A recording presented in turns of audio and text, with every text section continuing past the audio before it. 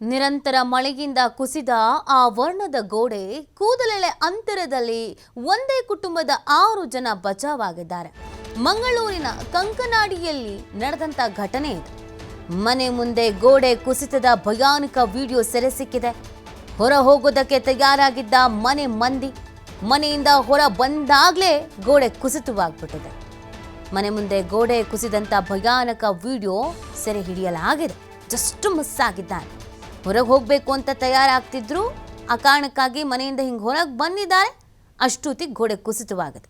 ನೀವು ದೃಶ್ಯದಲ್ಲಿ ಗಮನಿಸ್ತಾ ಇದ್ದೀರಾ. ಆ ರಭಸ ಹೇಗಿತ್ತು ಅನ್ನೋದು ನೀವು ನೋಡ್ಬೋದು. ಯಾರಾದರೂ ಅಲ್ಲಿ ನಿಂತಿದ್ದರೆ ನೋಡಿ ಎಂಥ ದೊಡ್ಡ ದುರಂತ ಸಂಭವಿಸ್ಬಿಡ್ತಾ ಇತ್ತು.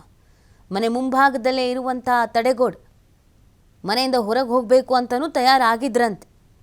ಆ ಸಂದರ್ಭದಲ್ಲಿ ಈ ಥರ ಕುಸಿತವಾಗ್ಬಿಟ್ಟಿದೆ. ಯಾರಾದರೂ ಆ ಸಂದರ್ಭದಲ್ಲಿ ಅಲ್ಲಿ ಇದ್ದಿದ್ರೆ ಮಾತ್ರ ದೊಡ್ಡ ದುರಂತ ಸಂಭವಿಸ್ತಾ ಇತ್ತು. ಸಹಜವಾಗಿ ಆತಂಕಕ್ಕೆ ಒಳಗಾಗಿರ್ತಾರೆ. ಜಸ್ಟ್ ಬಚಾವಾದ್ವಿ ಅನ್ನೋದು ಒಂದು ಕಡೆಯಲ್ಲಿ ನೆಮ್ಮದಿ, ಇನ್ನೊಂದು ಕಡೆಯಲ್ಲಿ ಏನಾದ್ರು ಹೆಚ್ಚು ಕಮ್ಮಿ ಆಗಿದ್ದರೆ ಅಲ್ಲೇ ಇರ್ತಿದ್ವಲ್ಲ ಅಂತ. ಸಾಮಾನ್ಯವಾಗಿ ಅಲ್ಲೆಲ್ಲ ಓಡಾಡ್ಕೊಂಡು ನಾರ್ಮಲ್ ಆಗಿರೋರು. ಬಟ್ ಈ ಥರ ಆಗಿರೋದ್ರಿಂದ ಬಹಳ ಬೇಸರವನ್ನು ಕೂಡ ವ್ಯಕ್ತಪಡಿಸ್ತಾ ಇದ್ದಾರೆ. ಮನೆ ಮುಂಭಾಗದ ಗೋಡೆ ಕುಸಿತ ಆಗಿರೋದು. ಆ ರಭಸ ಫೋರ್ಸ್ ಹೇಗಿತ್ತು ಅನ್ನೋದನ್ನು ನೀವು ನೋಡ್ತಾ ಇರ್ಬೋದು. ಮಂಗಳೂರು ಈ ಭಾಗದಲ್ಲಿ ಗೋಡೆ ಕುಸಿತ, ಮಣ್ಣು ಕುಸಿತ, ಮನೆಯ ಕುಸಿತ ಈ ಥರದ ಘಟನೆಗಳು ಈ ಮಳೆಗಾಲದಲ್ಲಿ ಹೆಚ್ಚಾಗಿ ಕೇಳಿ ಬರ್ತಾ ಇದೆ. ಇದೀಗ ಅಂಥದ್ದೇ ಒಂದು ಘಟನೆ ನಡೆದಿರುವಂಥದ್ದು. ಮನೆಯ ಮುಂಭಾಗದಲ್ಲೇ ಇದ್ದಂಥ ಗೋಡೆ ಕುಸಿದು ಬಿದ್ದಿರೋದು. ಆ ದೃಶ್ಯಗಳನ್ನು ನೀವು ಗಮನಿಸ್ತಾ ಇದ್ದೀರಾ.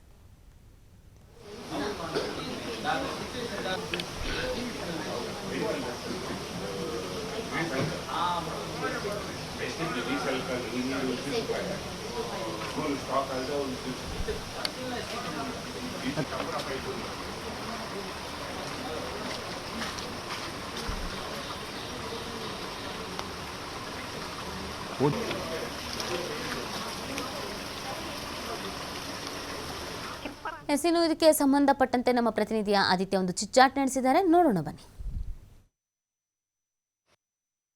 ಮಂಗಳೂರು ಸಮೀಪದ ಕಂಕನಾಡಿಯಲ್ಲಿ ತಡೆಗೋಡೆ ಕುಸಿದು ಬೀಳುವಂತಹ ಒಂದು ಸಿಸಿ ಕ್ಯಾಮೆರಾ ಫುಟೇಜ್ ತುಂಬಾ ವೈರಲ್ ಆಗ್ತಾ ಇದೆ. ಅದರ ಭಯಾನಕತೆ ನಿಜಕ್ಕೂ ಕೂಡ ಎದೆ ನಡುಗಿಸುವ ರೀತಿಯಲ್ಲಿದೆ. ಅದೇ ಪ್ರದೇಶದಲ್ಲಿ ನಾವಿದ್ದೇವೆ. ಕೇವಲ ಆವರಣ ಗೋಡೆ ಕುಸಿದು ಬಿದ್ದಿರುವಂಥದ್ದು ಮಾತ್ರ ಅಲ್ಲ, ಆದರೆ ಆ ಸಂದರ್ಭದಲ್ಲಿ ಯಾರೂ ಅಲ್ಲಿ ಪಾದಚಾರಿಗಳು ಇರಲಿಲ್ಲ. ಆದರೆ ಯಾರು ವಾಹನ ಸವಾರರು ಓಡಾಟವನ್ನು ಮಾಡ್ತಾ ಇರಲಿಲ್ಲ. ಅದೃಷ್ಟವಶಾತ್ ಯಾರಿಗೂ ಕೂಡ ಯಾವುದೇ ರೀತಿಯ ಅಪಾಯವಾಗಿಲ್ಲ. ಆದರೆ ಕೂದಲ ಎಳೆಯಲ್ಲಿ ಪಾರಾದಂತಹ ಜನ ನಮ್ಮೊಂದಿಗಿದ್ದಾರೆ. ಅದೇ ಆವರಣ ಗೋಡೆಯ ಮುಂಭಾಗದಲ್ಲೊಂದು ಮನೆ ಇದೆ. ಈ ಮನೆಯ ನಿವಾಸಿಗಳು ಏನಿದ್ದಾರೆ ಇವರು ಇನ್ನೇನು ಹೊರಗಡೆ ಹೋಗಬೇಕಾಗಿತ್ತು. ಅದು ಕೂಡ ಇವರ ಮನೆ ಒಂದು ಸಿಸಿ ಕ್ಯಾಮರಾದಲ್ಲಿ ರೆಕಾರ್ಡ್ ಆಗಿದೆ. ಅಲ್ಲೊಂದು ಸಿಸಿ ಕ್ಯಾಮರಾದ ಫುಟೇಜ್ ಇದ್ರೆ ಇಲ್ಲೊಂದು ಸಿಸಿ ಕ್ಯಾಮರಾದ ಫುಟೇಜ್ ಬೇರೆದ್ದೇ ಒಂದು ಭಯಾನಕ ಕಥೆಯನ್ನು ಹೇಳುವಂಥದ್ದು. ಕೂದಲೆಲೆ ಅಂತರದಲ್ಲಿ ಈ ಮನೆಯ ನಿವಾಸಿಗಳು ಸುಮಾರು 6 ಜನ, ಇದರೊಂದಿಗೆ ಇನ್ನೋರ್ವ ಮಹಿಳೆಯವರು ಕೂಡ ಅವರು ಇಲ್ಲಿ ಪಾಸ್ ಆಗಬೇಕಾಗಿತ್ತು ಪಾದಚಾರಿ. ಆದರೆ ಅದೃಷ್ಟವಶಾತ್ ಅವರು ಪಾಸ್ ಆಗೋದಿಲ್ಲ. ಅದೇ ಹೊತ್ತಿಗೆ ಆ ಕಾಂಪೌಂಡ್ ವಾಲ್ ಕುಸಿದು ಬೀಳುತ್ತೆ. ಸೊ ನಿನ್ನೆ ನಡೆದಂತಹ ದುರ್ಘಟನೆ ಯಾವ ಥರ ಆಯಿತು, ಎಷ್ಟು ಭಯಾನಕವಾಗಿತ್ತು, ಈ ಕುರಿತು ನಾನು ಅವರ ಬಳಿ ಮಾತನಾಡಿಸ್ತಾ ಹೋಗ್ತೀನಿ. ಮೇಡಮ್, ನಿನ್ನೆ ಒಂದು ಘಟನೆ ಯಾವ ಥರ ಆಯಿತು, ನೀವು ಎಲ್ಲಿದ್ರಿ, ಎಲ್ಲಿಗೆ ಹೋಗೋಕೆ ತಯಾರಾಗಿ?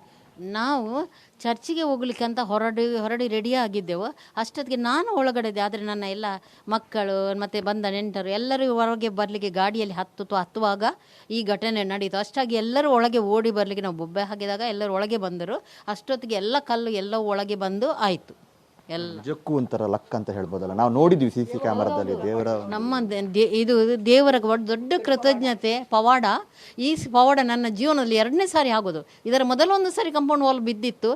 ನನ್ನ ಮಗಳು 7 ವರ್ಷದವಳು, ಈಗ ನನ್ನ ಮಗಳು 35 ವರ್ಷ. ಪುನಃ 2ನೇ ಸಾರಿ ಎಲ್ಲ ಬದುಕಿ ಉಳಿದಿದ್ದಾಳೆ. ಅದು ದೇವರಿಗೆ ತುಂಬ ಕೃತಜ್ಞ. ಹಾಗೆ ಮೊಮ್ಮಗಳು ಕೂಡ 5 ವರ್ಷದ್ದು ಜಸ್ಟ್, ಅವರು ಕೂಡ ಉಳಿಸಿದ್ದಾರೆ. ಏನೋ ಇದು ದೇವರ ಪವಾಡ ನಮ್ಮ ಮನೆಯಲ್ಲಿ ಆಗುವಂಥದ್ದು. ಇದು ನನಗೆ ಹೇಳಲಿಕ್ಕೆ ತುಂಬ ಹೆಮ್ಮೆ ಪಡ್ತೇನೆ. ದೇವರು ನಮಗೆ ಬಿಟ್ಟು ಬಿಡುವುದಿಲ್ಲ. ಯಾಕಂದರೆ ನಾನು ಪ್ರಾರ್ಥನೆ ಅಷ್ಟು ಬಲವಾಗಿ ಪ್ರಾರ್ಥನೆ ಮಾಡ್ತಾ ಇದ್ದಾನೆ.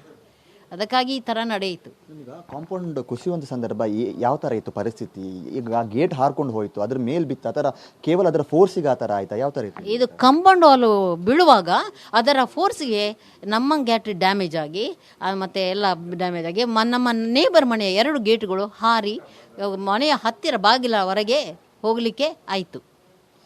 ಇನ್ನೋರ್ವರು ಇದ್ದಾರೆ, ಅವರು ಪಾಪ ಇಲ್ಲೇ ಪಾಸ್ ಆಗಬೇಕಾಗಿತ್ತು, ಆದರೆ ಜಸ್ಟ್ ಮಿಸ್ ಒಂದು ಲಕ್ ಅಂತ ಹೇಳ್ಬೋದು. ಅವ್ರ ಹತ್ರ ಮಾತಾಡ್ಸೋಕೆ ಮೇಡಮ್ ಯಾವ ಥರ? ಚರ್ಚಿಗೆ ಹೊರಟಿದ್ದೆ, ಆಗ ನಾನು ಆಟೋ ಹೇಳಿದ್ದೆ ಮಾತ್ರ. ಆಟೋ ಬಂದು 4:25ಗೆ ಆಟೋ ನಿಂತಿದ್ದು, ಮತ್ತು 4:20ಗೆ ನಾನು ಹೇಳಿದ ಆಟೋದ ತುಂಬ ಮಳೆ ಬರ್ತಿತ್ತು, ಹೋಗಲಿಕ್ಕೆ ಹೆದರಿಕೆ ಸಹ ಆಯಿತು. ಅದು ಹೊರಡಿ ಆಗಿದೆಲ್ಲ, ನಾನು ಹೇಳಿದೆ ಆಟೋದಲ್ಲಿ ಹೋಗುವ ನಾವು ಅಂತೇಳಿ.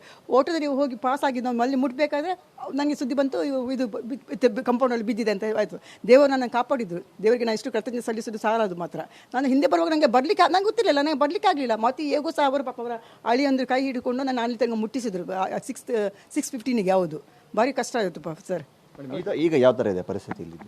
ಈಗ ಅದೇ ಥರ ಡೇಂಜರ್ಸ್ ಏನಾದರೂ ಇದೆಯಾ ಇಲ್ಲಿ? ಹೇಗೆ ಇಲ್ಲಿ ಸ್ವಲ್ಪ ಡೇಂಜರ್ ಉಂಟು, ಯಾಕಂದರೆ ಇದು ಈ ಲೈಟ್ ಕಂಬ ನೋಡಿ ಅದು ಬೆಂಡ್ ಆಗಿದೆ, ಇನ್ನು ಮುಂದಕ್ಕೆ ಸೇಳಲಿಕ್ಕೆ ಆಗೋದಿಲ್ಲ.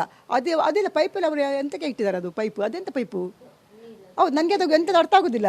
ಯಾಕೆ ಬಿತ್ತು ಈ ಕಾಂಪೌಂಡ್ ಇಲ್ಲೇ ಯಾಕೆ ಬಿತ್ತು? ಏನಾದರೂ ಕಾರಣ ಗೊತ್ತಿಲ್ಲ. ಅದು ಇದು ಮಳೆ ರಭಸಕ್ಕೆ ಬಂತು, ಅಷ್ಟು ಮಳೆ ಬಂತ ನಿನ್ನೆ ಮಧ್ಯಾಹ್ನ 2:30ರಿಂದ 4:00 ತನಕ ಮಳೆ ಬಂತಲ್ಲ, ಆ ರಭಸಕ್ಕೆ ಅಷ್ಟು ಫೋರ್ಸಲ್ಲಿ ಬಂದಿದೆ ಆ ನೀರು. ಆ ನೀರು ಬಂದ ಕಾರಣ ಅದು ಗೊತ್ತು ಸಾಫ್ಟ್ ಉಂಟಲ್ಲ, ಅಷ್ಟು ಗಟ್ಟಿ ಇಲ್ಲ ಅದು ಕಂಪೌಂಡ್ ವಾಲ್, ಬಹುಶಃ ಅದು ಕಲ್ಲಲ್ಲಿ ಕಟ್ಟಿದಲ್ಲ, ಆದ ಕಾರಣ ಅಂತ ಎನಿಸ್ತೇನೆ ನಾನು. ನೀರು ಸಮರ್ಪಕವಾಗಿ ಹರಿದು ಹೋಗೋಕ್ಕೆ ವ್ಯವಸ್ಥೆ ಇಲ್ಲ? ವ್ಯವಸ್ಥೆ ಇಲ್ಲ ಅಲ್ಲ, ಅಲ್ಲಿ ತೋಡಿತ್ತಲ್ಲ, ತೋಡಿಲ್ಲ ಉಂಟಾ? ಮೊದಲು ತೋಡೆಲ್ಲ ಇತ್ತು, ಈಗ ತೋಡೆಲ್ಲ ಅದು ಬ್ಲಾಕ್ ಮಾಡಿದಾರಲ್ಲ, ಇಲ್ಲ ಅಲ್ಲ ತೋಡಿಲ್ಲ, ಆ ಕಾಯಿ ಎಲ್ಲ ನೀರು ಮಾರ್ಗದಿಂದ ಹೋಗುವುದು, ಆದ ಕಾರಣ ಅದು ಹಾಗೆ ಆಗಿದೆ. ಎಸ್, ಇದಿಷ್ಟು ಸ್ಥಳೀಯರ ಮಾತು. ಕ್ಯಾಮರಾ ಪರ್ಸನ್ ಕೃಪೇಶ್ ಪೂಜಾರಿ ಜೊತೆ ಆದಿತ್ಯ TV5 ಮಂಗಳೂರು.